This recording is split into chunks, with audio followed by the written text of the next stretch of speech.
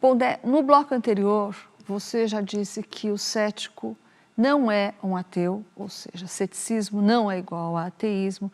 Você já disse também que o cético não é aquele sujeito que não acredita em nada, mas certo seria dizer que é um sujeito que questiona as coisas. Então, agora diz, o que é um cético, o que seria uma definição precisa de um cético? Olha, Thaís, antes de tudo, o ceticismo é um método. Ele nasceu junto com a filosofia grega. Ele é parte da filosofia grega, né?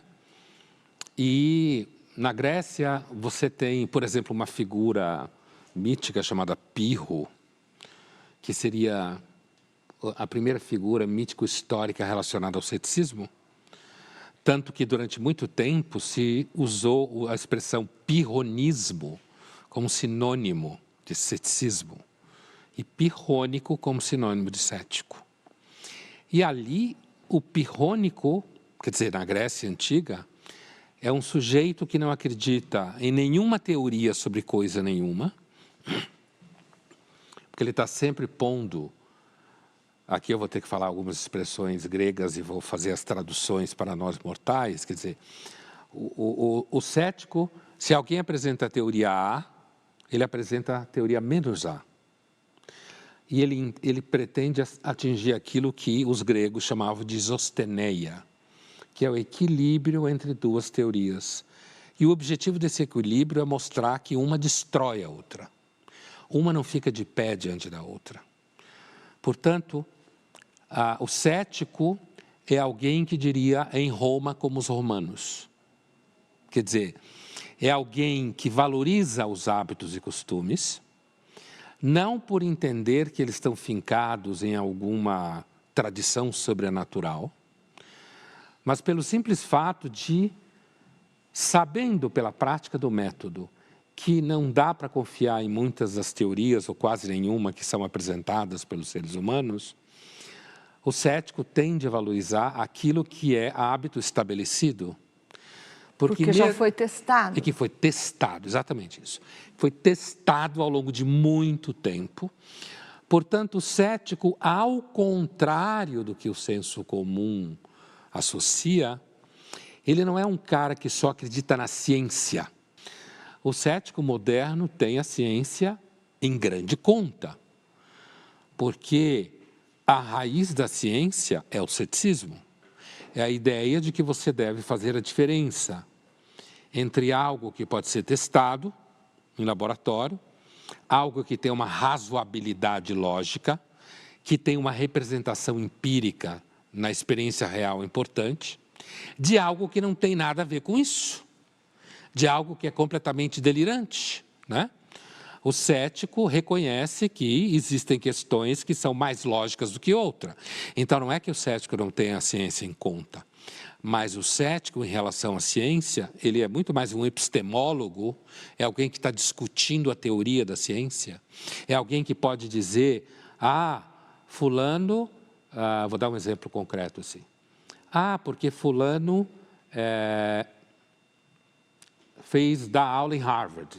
Podia falar qualquer outra universidade de marca importante. Não estou me referindo a Harvard em si. Porque fulano dá aula em Harvard.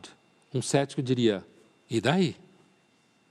Concordo que há uma credibilidade associada à marca, mas o fato de dar aula em Harvard pode significar que ele é bem relacionado, que ele conseguiu falar com as pessoas certas, que ele frequentou boas escolas, o que não garante a rigor coisa nenhuma.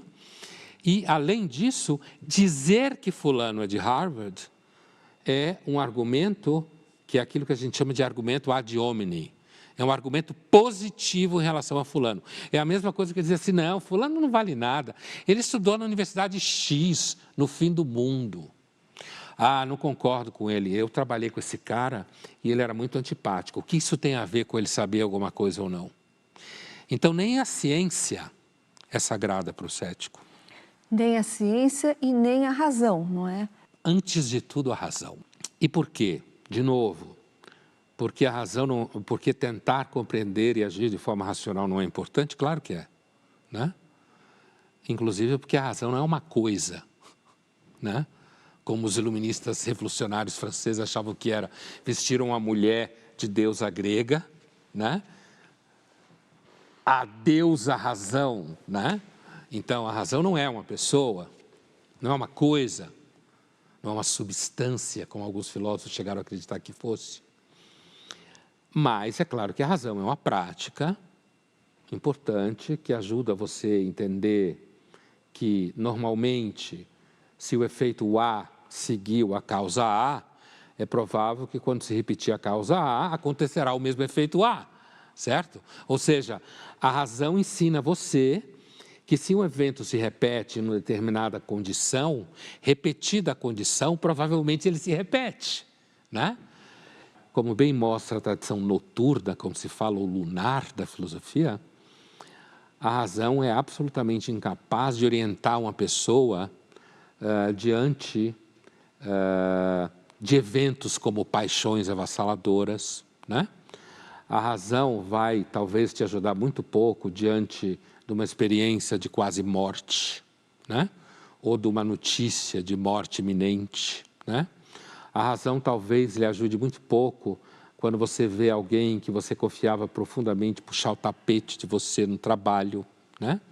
Ou, ao mesmo tempo, a razão talvez não te ajude nada se em algum momento você for tomado por uma experiência de tamanha felicidade e plenitude que você acha que é a graça. Então a razão não é tudo, porque nada é tudo. Então, o cético é aquele que leva em conta a insuficiência da razão, o peso das paixões, por exemplo. Ele leva também em conta a incompletude da ciência. Ele pesa tudo isso, ele mistura tudo isso e ele vira, como você falou, um agente de controle de qualidade, porque a partir desses critérios, ele acaba separando o que é mito, o que é uma superstição, uma crença não fundamentada, como no exemplo do professor de Harvard, que só porque deu aula em Harvard já teria consigo uma credencial incontestável. Então, ele faz tudo isso e ele vira, como você falou, um agente de controle de qualidade. Portanto, o cético, eu posso pensar que faz bem para o mundo, de alguma forma. Sim. Mas o que o cético ganha sendo cético? Ele mesmo. Então, aí é uma questão mais complexa, porque assim, já desde a Grécia se suspeitava que a atitude cética pode ter a ver com certo temperamento. Certo temperamento. Uma pessoa pode ter uma vocação maior a duvidar das coisas do que outras, né? E então aí não seria uma coisa de dizer o que o cético ganha com isso, mas sim dizer que o cético não consegue ser diferente disso, certo? Por uma questão de temperamento. Então, o cético, por exemplo, isso pode ajudar ele a não cair em golpes, por exemplo, né? Isso pode ajudá-lo a perceber que aquele tipo de situação se repete e, portanto, se ela se repete daquela forma, é provável que ela vai fazer a mesma coisa, então ele imediatamente salta fora. E é por isso que, como eu falava no começo da nossa conversa, quando eu citava o Carl Sagan, que era um astrônomo, que acreditava que a ciência e o ceticismo tornavam o mundo melhor, de fato, ele acreditava nisso, né? Ele entendia que o cético é alguém que pode ajudar as pessoas a serem menos enganadas por todo tipo de baboseira que existe no mundo. Imagine se ele visse as redes sociais, o Carl Sagan.